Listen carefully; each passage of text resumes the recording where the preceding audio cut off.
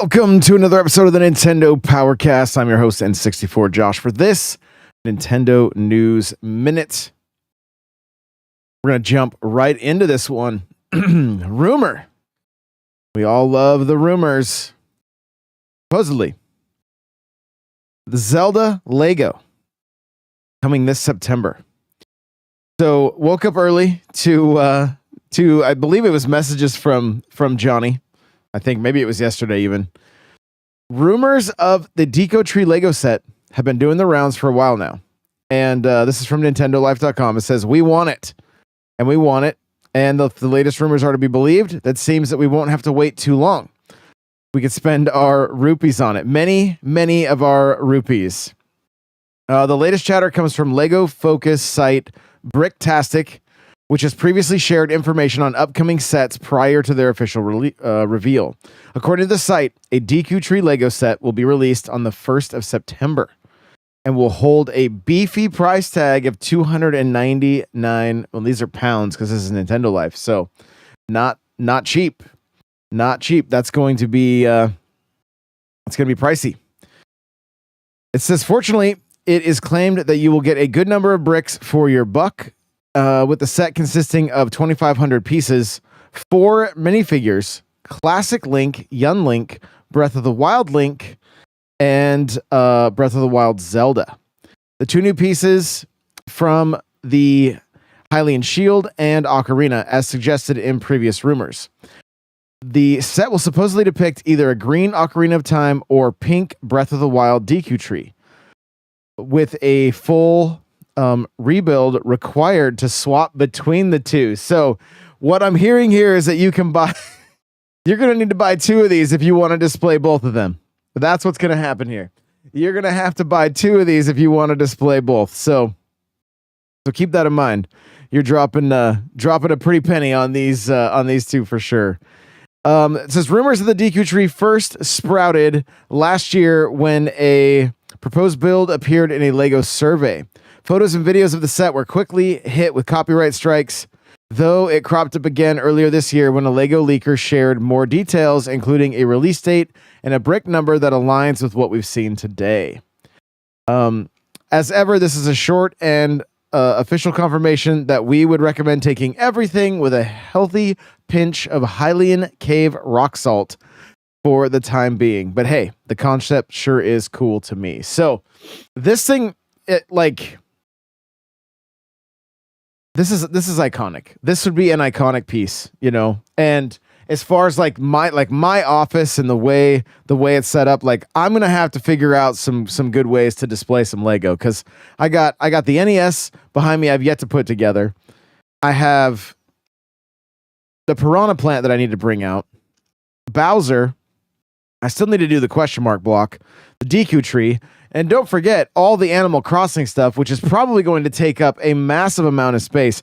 I may just turn into the guy from Lego Movie and get a house with a basement and just build and just take over the basement completely with Lego, because there's no sign of Nintendo slowing down. And the one official announcement we got that was just teased is we know we got Mario Kart in 2025 as well. So, I mean, Lego's not slowing down, and I love to see it. I love that it's really interesting that Lego and Fortnite are basically a game together now, and Fortnite did such an amazing job including anything and everything pop culture into their game, and now Lego is slowly doing the same thing. You've got things like Optimus Prime and all the Marvel stuff and Lord of the Rings and Harry Potter.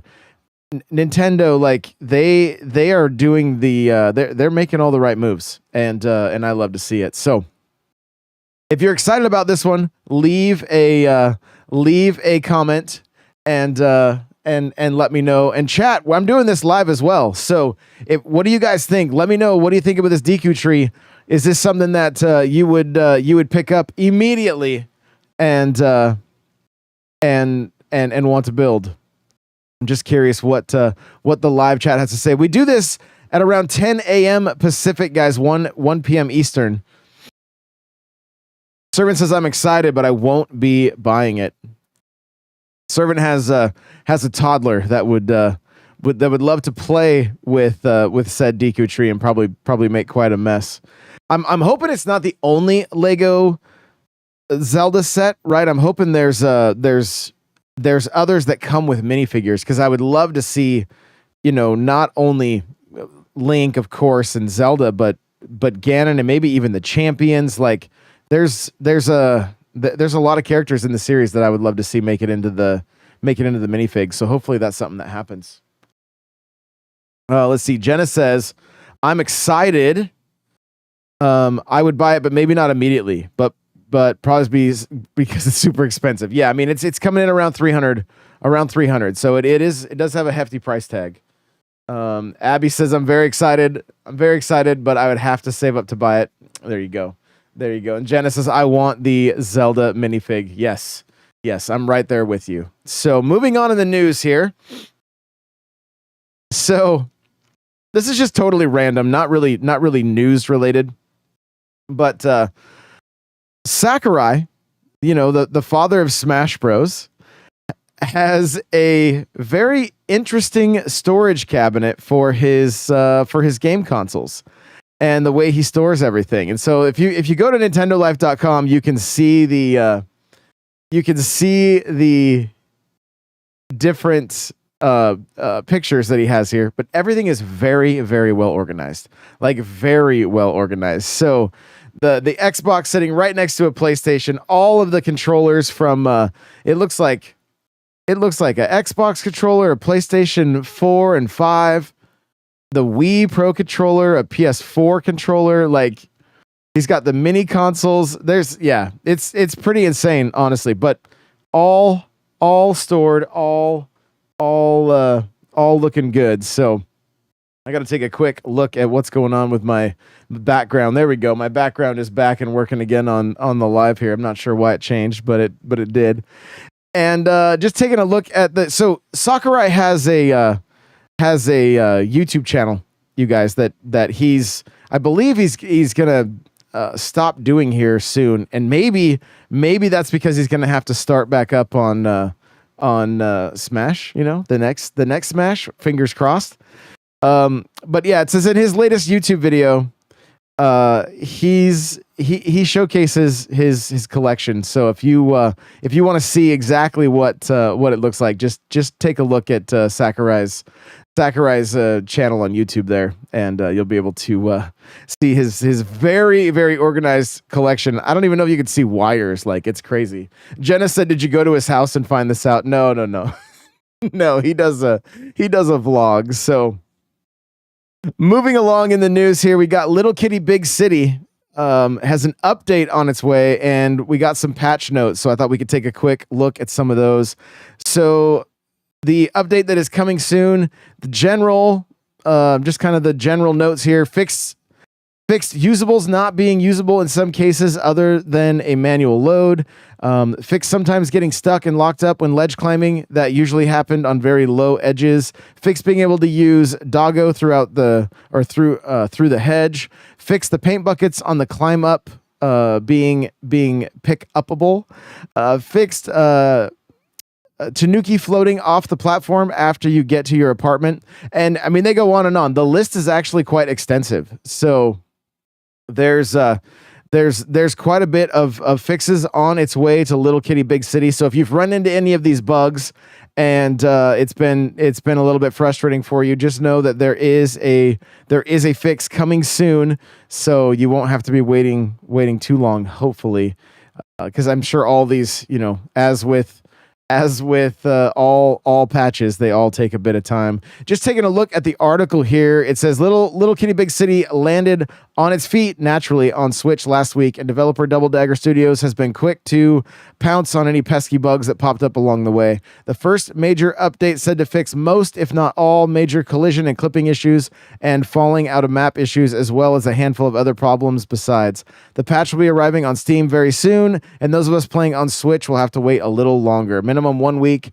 from when we submit, probably longer, says the game director Matt Wood. So a lot it looks like they're doing a lot though to get this game patched up. So that'll be good. Taking a look at the UK charts, Sea of Thieves physicals dawn as Endless Ocean Luminous takes a dive. And taking a look at, let's see, where did Endless Ocean end up? Is it even still on the list here? Well, guess what's number 4, guys? Any guesses on what's number 4? I'll give you a hint. It's the gameplay that you can see right here next to me. All right.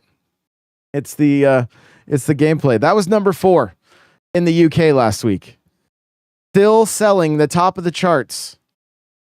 If we don't stop buying this game, they're never going to release a new one.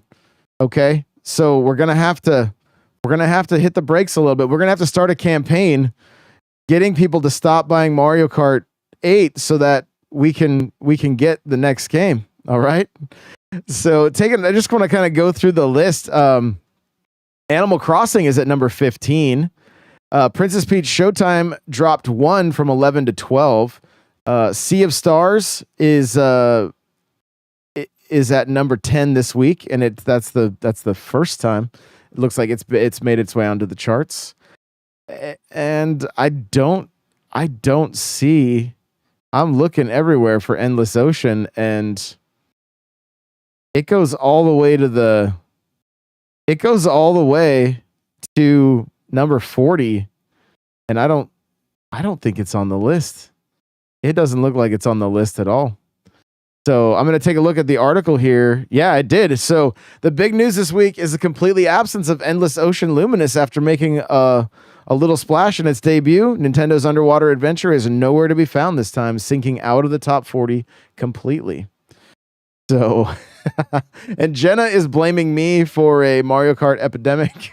So just getting that out there. You gotta love it.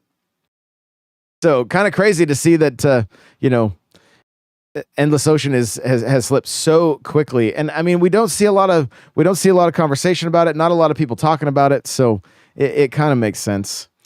Monkey Island Creators says Zelda meets Diablo meets Thimbleweed Park RPG looks delightful. So it says coming this year, hopefully. Looking at the article here from Nintendo Life, it says Ron Gilbert, the mind behind Monkey Island series, has started sharing some information about his upcoming RPG adventure game, and it looks like a retro delight. As of yet untitled project is best described as classic Zelda meets Diablo and Thimbleweed Park, according to Terrible Toy Box website. A trio that we had never imagined together, but a rather tasty sounding combination all the same. This is expected to come out later this year, though the website does flag that things may be pushed back to 2025. This is game dev after all, it notes. So thinking about a potential game that could be a mix of Zelda, Diablo, and Thimbleweed Park. Chat, I'm going to ask you guys, since you're here live, what do you think of this? If you're just listening after the fact, you can put your thoughts in on Spotify as well, you guys. What do you think? What do you think about a game that is a combination of those things? I'm picturing like some like Link to the Past style pixel art in a Diablo style like dungeon, just like dungeon crawler. And then I think Thimbleweed Park is pretty narrative driven. So that's there could be a lot there. Jake says you're a wizard. There you go. Yep, you're a wizard. Servant says day one for me. Jenna says you're a wizard, Harry. Yeah. So could be an interesting could be an interesting game for sure. And I mean it's Monkey Island is one of those games that is near and dear to a handful of people. So be interesting to see how this one turns out, and as we get more information in the future. If you are collecting all of the Zelda icons, all right, Johnny likes to refer to them as the NFTs from Nintendo Switch Online. Tears of the Kingdom Switch Online icons return next week. Okay, so if you want to, if you missed any of them from last time, you can pick them up next week. It's looking like the 20th through the 27th we'll have the Tears of the Kingdom, and it's a way to celebrate the 1 year of the game's release. And well, shame on me, I still have not completed it yet, but hopefully by the end of this month. That's I'm making a goal right here. I'm letting you guys know my goal is to complete at least the main storyline of Tears of the Kingdom before the end of this month. If I don't do it, there's probably nothing. I'm gonna have no repercussions, but I'm gonna try. Okay. Good. There's a good point from the chat here. Jenna says the icons being having to play 3 times now is really annoying, I must say. And it is kind of a strange thing that they lock it behind that, because you have to play for 3 different days and then you can go in and purchase them. And it, like, when new Mario Kart ones show up, none of us have any issues, right, guys? But when they're not Mario Kart ones, it makes it a little more difficult. And it's not like you can just like turn the game on, turn it off, turn it on, turn it off, and then go grab them. It doesn't quite work that way, which is pretty frustrating. So hopefully they fix that, roll it back, because it's just not an ideal situation there. But love to see all the celebration of Tears, and seeing it being back in the conversations online a bit, and some of the cool stuff that's been released, like the art book and the soundtrack. Like, there's just a lot of cool stuff, and really excited. There's even talks potentially of a Breath of the Wild Tears of the Kingdom like deluxe editions. This is like very, very just rumor, but coming to the next Switch. And who knows, maybe there's some additional content. Of course, we want to see the games looking as beautiful as possible. Would that be enough to get you to jump back in? That's what I kind of want to know. Would that be enough to make you jump back in? Just the addition to just the addition of a little bit new content and the graphics being better. Okay, Abby said with me, I think I'm also going to try to finish the main story of Tears of the Kingdom this month. All right, Abby, let's go. Let's do it. It's going to be us now, not just me trying to get this completed. I know a few other people too that need to finish it as well. So maybe we'll get a little game club going after we do, and get a little conversation about it. So if you are fans of Monster Hunter, you'll be happy to know that Monster Hunter series surpasses 100 million in sales after 20 years. After 20 years, Monster Hunter has surpassed 100 million in sales, and we have a new game coming out in 2025. They announced it already, which is funny to me, because these have always, or not always, but as of recent, Monster Hunter has been very, very tied to the Switch and Nintendo in general, including the 3DS, the Wii U, the Wii. Kind of parting ways with PlayStation early on when they were on the PSP, and I think even the home consoles, but I don't know. I didn't play them back then, and now we have the new one coming out. They said it's only coming out to PlayStation and Xbox and probably PC, but we know the new Switch has got to be on that list. It's got to be on that list. So, looking at the chat, you guys, any of you guys into the Monster Hunter series? If you guys are wanting to dip your toes into Monster Hunter and play something that's very similar to Pokemon, you can try the Monster Hunter Stories games. Those are also very good, and on their way to the Switch this year as well. So something that kind of just dip your toes in the water. There's also Monster Hunter Now, which is very similar to Pokemon Go. So if you enjoyed the Pokemon Go mobile game, you can jump into Monster Hunter just like that also. So there's just a couple different ways to kind of get introduced to the series. And it's honestly a fantastic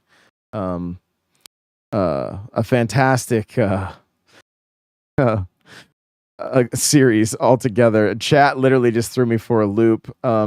Servant, who is a regular in the stream, said, "Dip your toes into Monster Hunter. I'm right here, bro. LOL."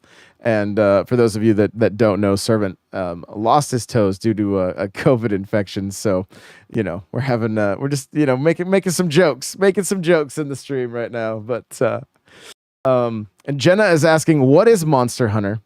Do you just hunt monsters?" And so, yes, essentially, the draw to Monster Hunter for me was honestly my son. He was very, very into it. And then I tried it early on, was like, I don't think I'm into this as much. Like I didn't really like it on the PSP, but playing it on the 3DS, and then I literally had to buy a second Wii U for him so that he could we could both play online with each other, because we were tired of playing on the 3DS just for the controls. And so I bought a second Wii U, second copies of the game, all that stuff, so that we could play with controllers online. And the series is essentially you hunt monsters, you harvest their the resources from the monsters, and then build your armor and your weapons from those resources. So it's more like you kind of just jump into a game and you're in a boss fight. And the community is honestly one of the biggest and maybe even the best parts of Monster Hunter. You essentially, no matter where you start, you could pick up Monster Hunter Rise right now on the Switch. And there will be people that still play this game that have, probably everything done. They're massively high leveled, and they will help you with your hunts and work with you and help you get what you need as you progress and dip your toes into the water of Monster Hunter. And there's that joke again. Here we go. So Jenna says, "I feel like being scared of enemies in every game. This is a no game for me," and that might be the case. So, that very well could be the case. So, maybe check out some gameplay and see if it's for you. Aaron said Monster Hunter had such a hard entry point until Rise. It is a great game. Yeah, it's fantastic. Honestly, we should incorporate Monster Hunter into at least like a monthly hunt that we all go and do together, because it is a lot of fun. It's one of those games that's like, for me, it's just kind of relaxing. Like, you're not leaned too far forward, and you just like, I don't know. You can just kind of like chill while gaming, and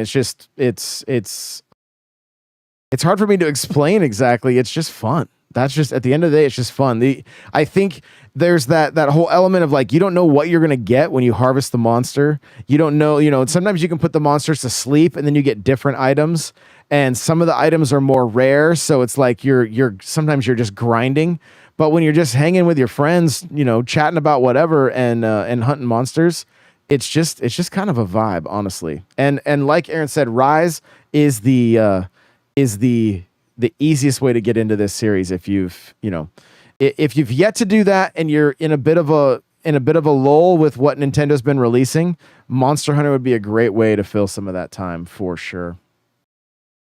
Continuing on here, getting into the Super Mario Brothers movie news. Chris Pratt says, expect lots of Mario and Nintendo movies over the next decade.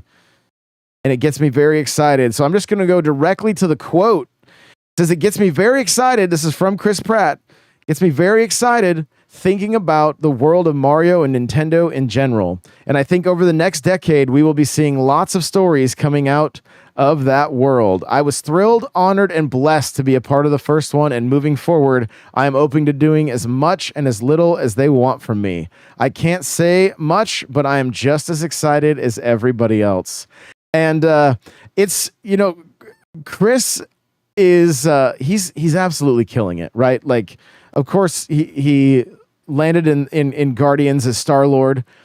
but being somewhat similar in age, he's literally voicing like the most like for me as a kid, Mario, and now he's doing Garfield also. Like he's just killing it. Like I'm so happy for him, and he's got to be just so excited playing these iconic characters. I know Garfield's not quite as iconic, but I know like as a kid in like the 80s and 90s, you couldn't go to a book fair without getting a Garfield book, right?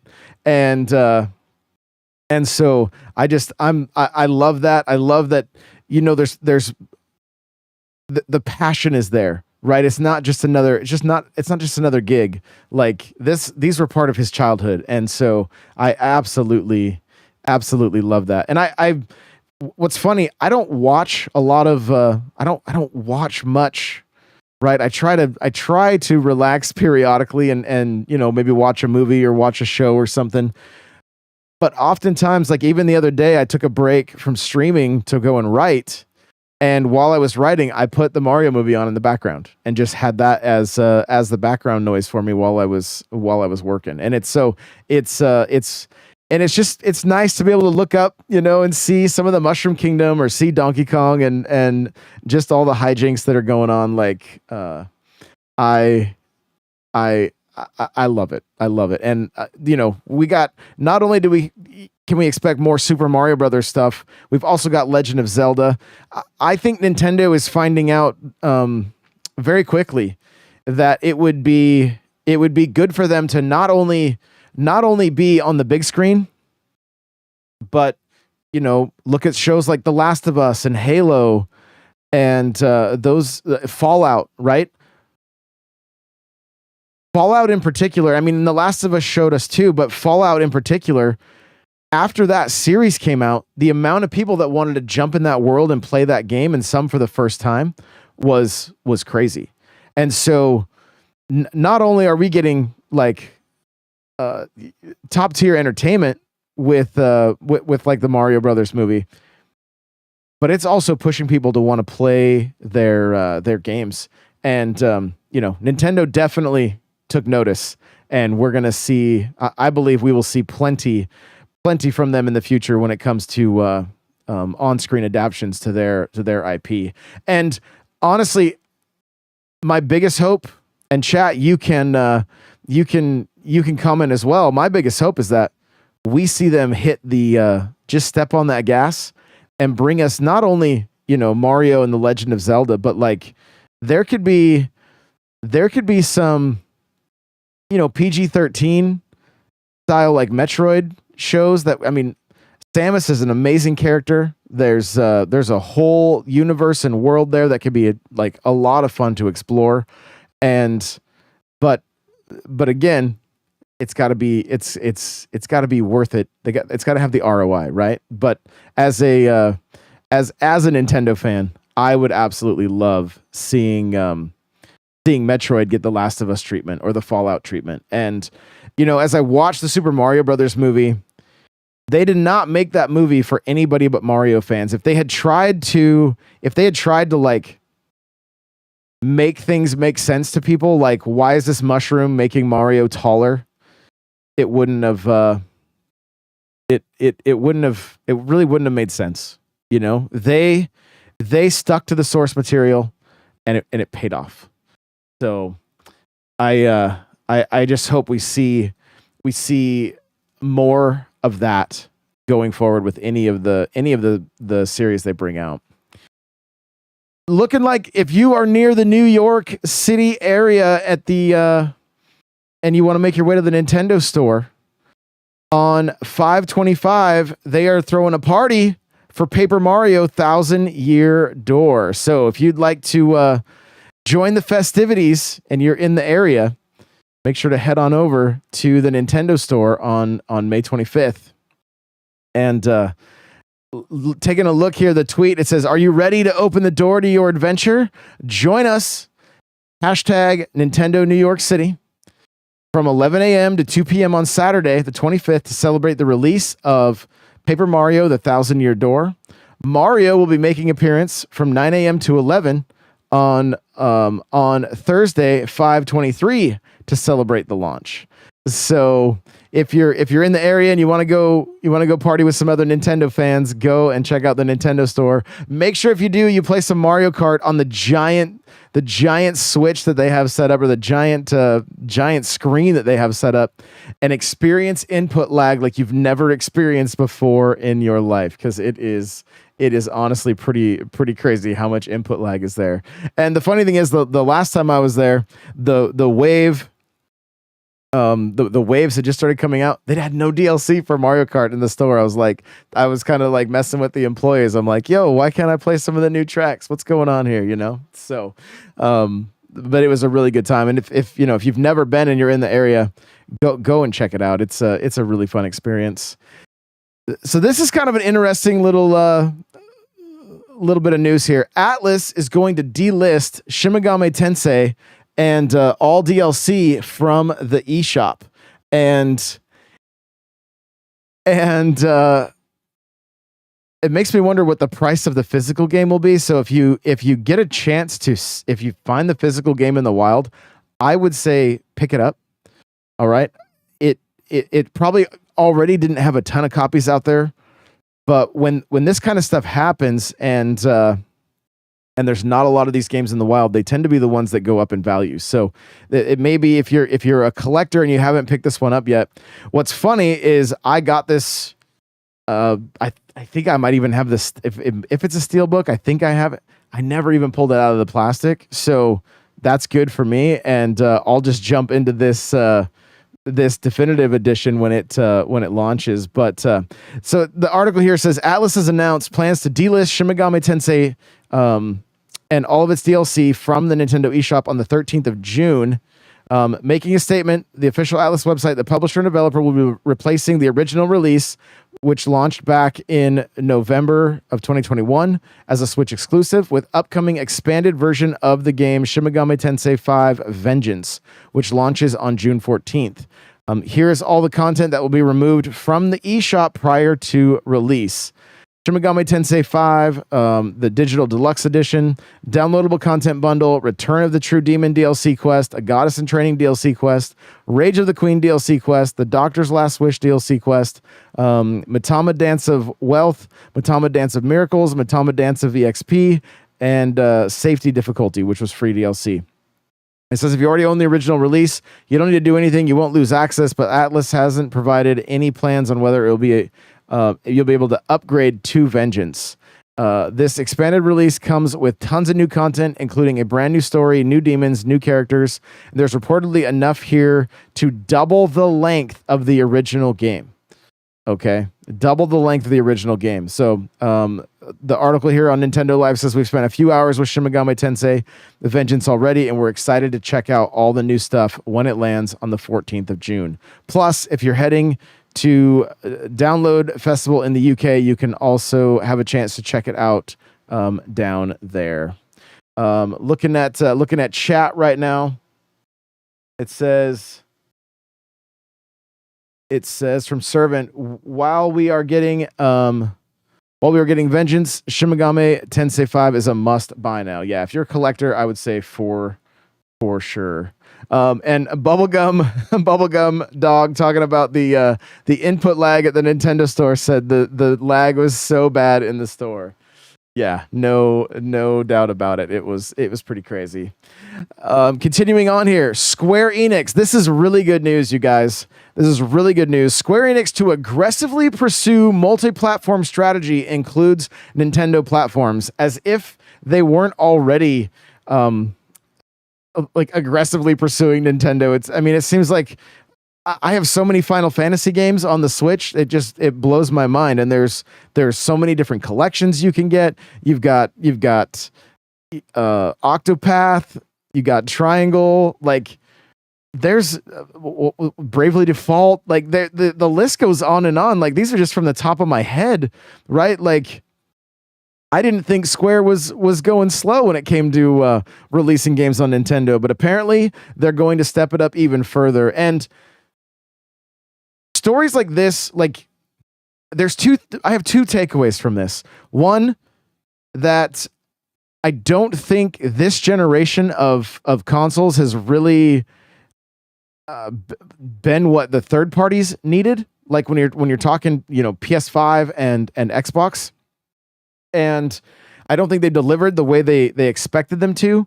Maybe people aren't buying the games, and it does make me wonder if there's been more of a shift when it comes to these exclusives that, like, are PlayStation fans only buying PlayStation games and not non-exclusives. Now with Square, you do have some, Sony put some money out to get some of those exclusives, but from my understanding, they've not moved the kind of numbers they had hoped. And so this is changing things up.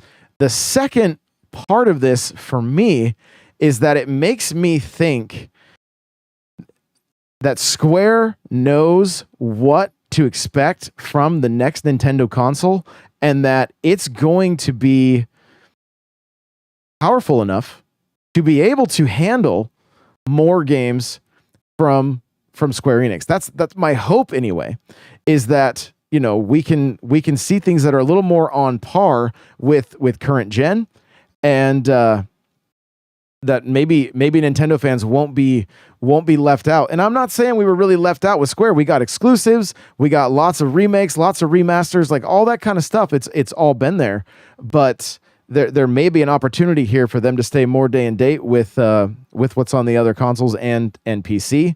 And as Nintendo fans, that's good for us. But we all know that we tend to fall into the category of only buying Nintendo games, right? That is something that can be the case.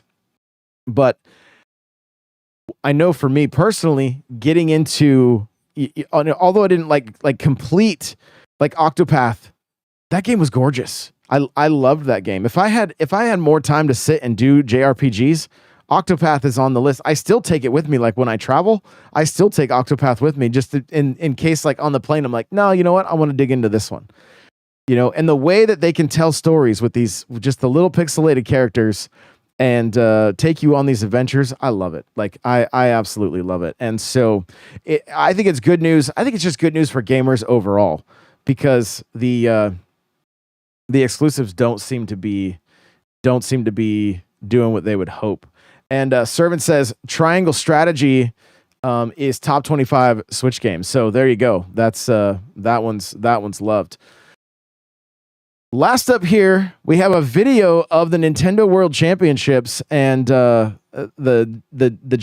Japanese gameplay here. So I'm looking at the video right now. You've got the Super Mario Brothers along the top, and there's looks like maybe up to 10 different mini games taken from Mario. Then you've got the Legend of Zelda, and you'll have about 10 different mini games from that. And then it just kind of continues down the list. So really interesting to see, games that we've grown up with, we've known and loved for a very long time, getting this treatment. And typically, this game's going to be like a speedrunner's dream come true.